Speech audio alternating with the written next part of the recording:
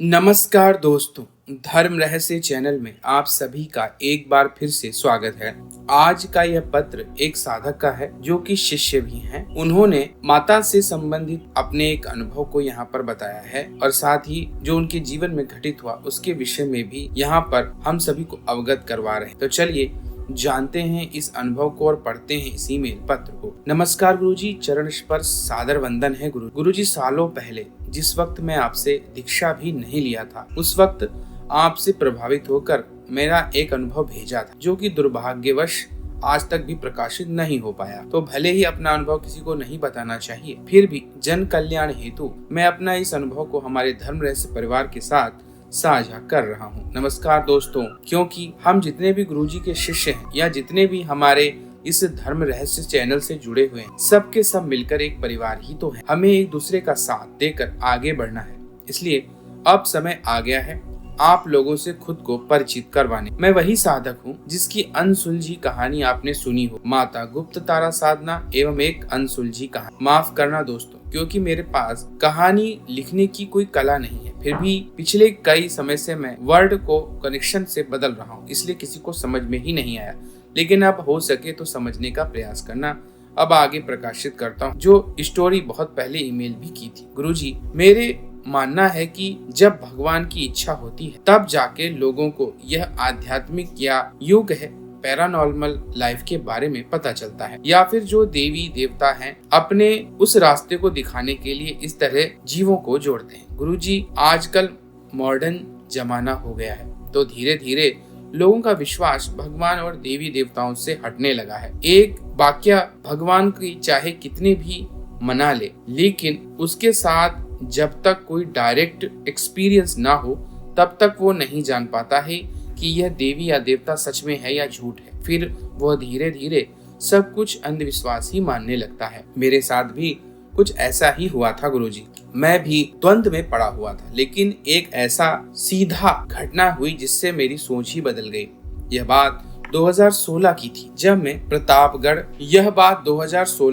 जब मैं पटनागढ़ बोलंगीर में पढ़ रहा था और मेरे पढ़ाई का आखिरी साल था। हमारे फाइनल के एग्जाम का खत्म होने के ही दिन दुर्गा पूजा यानी शारदीय नवरात्रि आरंभ हो गई थी। तो मैंने भी माँ के लिए सोच लिया कि माँ के लिए उपासना करूंगा और तब से सिर्फ चने और फल मूल आदि खाने शुरू कर दिए थे और एक दाना भी मैं अन्न का नहीं ले रहा था। एक दिन मेरे को ऐसा सोच के आया कि जाके एक तालाब में ही घूम आऊं और निकल पड़ा। वहीं लौटते वक्त देखा कि एक माँ काली की मंदिर था। तो मैं सोचा कि कल तो महासप्तमी है, माँ कालरात्रि के दिन, तो मैं पुजारी से आज्ञा लेकर रात को यही मंदिर में रुकूंगा तो मेरे पूजा भी खास होगा। तब पुजारी से भी बात हो गई, हालांकि उनके घर में भी वही चल रहा था तो वो राजी हो गए। फिर अगले महासप्तमी के दिन ठीक रात को मैं उस पुजारी के घर के तरफ निकल गया तो गुरुजी जोरदार बारिश होना शुरू हो गई और तो कुछ ही देर में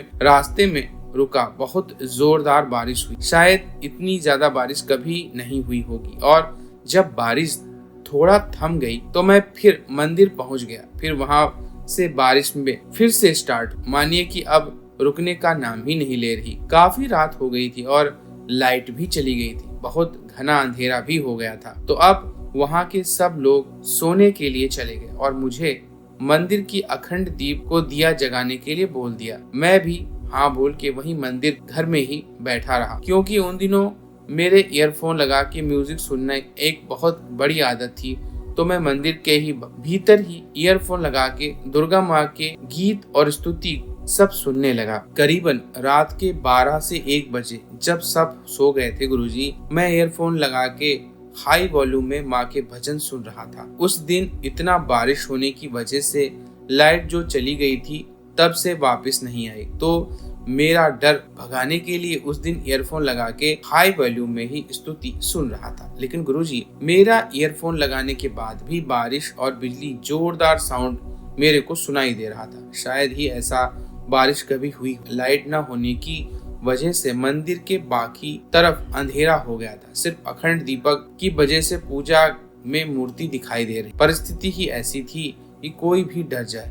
एक तो मैं सिर्फ अकेले मंदिर के अंदर, दूसरा माँ कालरात्रि की पूजा के दिन महासप्तमी और घना अंधेरा काली रात। मेरे पास ईयरफोन लगा के माँ के गीत सुनने और इसके अलावा मेरे को डर से रोकने का कोई उपाय नहीं था। लेकिन गुरुजी, मुश्किल तो तब हो गई जब बिजली का साउंड बढ़ गया, जबकि इतना जोर जोर से बिजली का साउंड आने लगा कि खुले कान यानी बिना ईयरफोन के सुन सकता था और डर के मारे हार्ट अटैक भी हो गया होता, चाहे कोई भी हो, क्योंकि सिर्फ बिजली का साउंड होता है तो अलग गुरुजी, लेकिन यहाँ तो मंदिर की दीवारों के साथ धरती पे भी वाइब्रेशन हो रहा था। गुरुजी, यह बहुत ही भयंकर और दुर्लभपन था मेरे लिए। गुरुजी, मेरे जीवन में 2020 तक यानी कि मैं और मेरे जीवन में आज तक कोई भी ऐसा दूसरा लाइटनिंग नहीं हुआ और ना ही सुना और ना ही मैंने कभी महसूस किया कि जो धरती उस दिन हिल रही थी। उस दिन जैसी बिजली का साउंड आ रहा था, बहुत भयंकर। गुरुजी, यूँ बता भी नहीं सकता कि यह असंभव सा है। जब ये साउंड बढ़ने लगा और वाइब्रेशन स्पीड होने लगा तो मैं डर गया गुरुजी, और सीधे माँ की विग्रह के सामने जाके अगरबत्ती कुछ निकाला और माँ की शांति के लिए शांति शांति स्तुति सहित अगरबत्ती घुमाने लगा। और अगरबत्ती घुमाने के बाद फिर जोर से झूम कर सत्संग नमस्कार, और अचानक से मेरे ऊपर कुछ गिरा जो कि अरुआ चावल यानी कि अक्षत था। जब मेरे ऊपर यह गिरा तो मेरे पूरे शरीर में बिजली दौड़ गई गुरुजी। फिर उठ के मैं बैठा और देखा तो मेरे चारों तरफ अक्षत बिखरे पड़े जो कि पहले वहां पर बिल्कुल नहीं थे। वो जगह बिल्कुल नीट और क्लीन थी, कोई और चीज नहीं थी, लेकिन मेरे ऊपर चावल का गिरना था वो मंदिर की तरफ फैल गया। फिर मेरे डर के मारे मन में कुछ बड़बड़ाया और माँ से प्रार्थना करने लग गया। उसके बाद जब फिर से सत्संग प्रारंभ किया तब फिर से एक बार अक्षत और मेरे ऊपर गिरा। मेरे भीतर मानो बिजली ही आ गई। मैं डर के मारे थर थर कांप रहा। भले ही मेरे ऊपर चावल गिरना माँ का आशीर्वाद हो, लेकिन गुरुजी वहाँ कोई न कोई होने से मुझे काफी डर का एहसास हुआ, क्योंकि वहाँ पर जो काली मूर्ति थी उनको देखना ही बहुत मुश्किल था। बिल्कुल प्रत्यक्ष जैसा लग रहा था। मैं बहुत डर गया गुरुजी, क्योंकि उस वक्त उतना ज्ञान भी नहीं और मैं बहुत ही छोटा होने के कारण डरपोक भी था। फिर गुरुजी, मैं वहाँ से उठा और डर के मारे तुरंत ही मंदिर के पुजारी के पास चला गया। तो वो बोला, क्या कुछ देखा क्या तुमने? मैं कुछ नहीं बताया, बस हाँ ही बोला। तो फिर वो शायद समझ ही गए होंगे। फिर उन्होंने मेरे को सोने के लिए बोला और मैं तब सोने के लिए चला। ये सब आज भी याद करता हूँ तो मेरे शरीर जो है सिहर जाता है। फिर अगले दिन सुबह 4 से 4:30 बजे मेरे मुंह के ऊपर कुछ पानी गिरा तो मैं उठ गया और मंदिर में जाकर देखा तो वह चावल तब भी गिरा हुआ था। कुछ ही देर में ही एक दीदी जो वहां पे रहती थी आई और सब फिर उन्हें साफ कर दिया। गुरुजी, आज मैं जो ये बताया ये कोई बना कहानी नहीं और ना ही जगह पर कोई दूसरा व्यक्ति वहां मौजूद था। मेरे ऊपर ऐसे चावल का गिरना, गुरुजी, मैं यही सच्चाई के साथ अनुभव बता रहा हूँ जिस दिन से मेरा विश्वास बढ़ता गया। गुरुजी, जब भी कोई भगवान का अस्तित्व के ऊपर सवाल करता है मैं यही सच्ची घटना का वर्णन वहां पे कर, लेकिन मुझे जब पता चला कि अपना अनुभव किसी को नहीं बताना चाहिए तब से मैं किसी और को नहीं बताता। लेकिन गुरुजी, मैंने कोई साधना या सिद्धि के लिए ये सब नहीं किया। सिद्धि कैसे किया जाता, फिर भी मैं इस बात को लेकर द्वंद्व में हूँ। मेरा यूं लोगों को प्रत्यक्ष अनुभव बताना सही है या गलत मैं नहीं जानता गुरुजी, लेकिन जो भी हो, ममतामयी माँ भगवती मेरी गलतियों को माफ। धन्यवाद गुरुजी।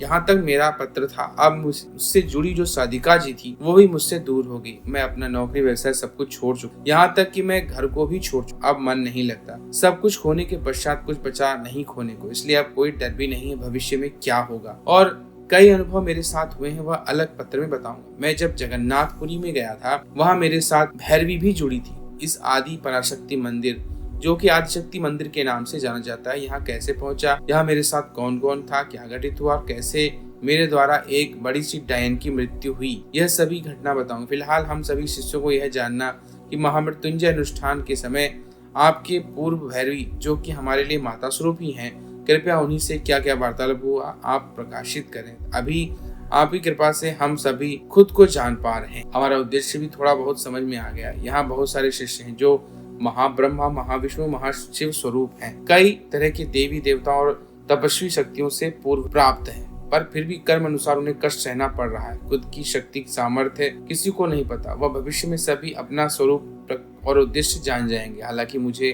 जो चेतना मिली है उसके आधार पर कह रहा हूँ, आप और गुरु माता स्वयं इस धरा पर सदाशिव और माता त्रिपुर सुंदरी स्वरूप मुझे लगता है, जो कि मूल प्रकृति से अभिन्न है। इससे अधिक वर्णन करने की मुझमें सामर्थ्य नहीं। हम जितने लोग भी माता पराशक्ति के उद्देश्य से आए हैं, सब में एक दिव्यता है। कोई भी व्यक्ति साधारण नहीं है। बस शरीर के आबद्ध होने की वजह से हम सब की एक लिमिटेशन है, अपनी शक्ति से अपरिचित है। इसलिए हम सभी को स्वयं के बारे में जानना आवश्यक है। हालांकि हम सब एक ही शक्ति पर भी चेतना का स्तर के अनुसार हम में भेद। अंतिम में आप सभी को एक संदेश देना चाहता हूँ, जो कि गुरुजी के सामने शिष्य को ज्ञानी बनाना शोभा नहीं देता, पर फिर भी जब गुरुजी ही चेतना से प्रेरित हुए तो फिर भेद क्या, गुरु शिष्य भेद कहाँ रहेगा। इसलिए दोस्तों, आप लोगों को बता रहा हूँ कि माता त्रिपुर भैरवी कवच में एक श्लोक आता है, गुरुर्देवो हरः साक्षात पत्नी तस्य च पार्वती अभेदेन यज्वेन अस्तु तस्य सिद्धि अदूरतः। यानी गुरुदेव ही साक्षात शिव है और उनकी पत्नी